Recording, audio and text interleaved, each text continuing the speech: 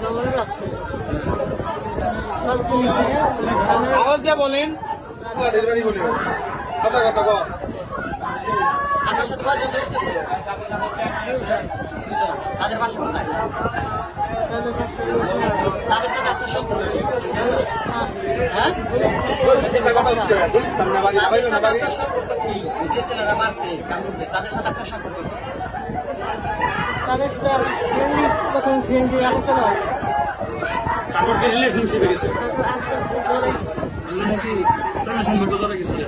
কামরুলকে মারার কারণ কি? আপনি পরে মারছেন কি? ওর সাথে আপনার কি আমাদের ঝামেলা? সম্পর্কে কি মনে হয় না গেছিল নাকি?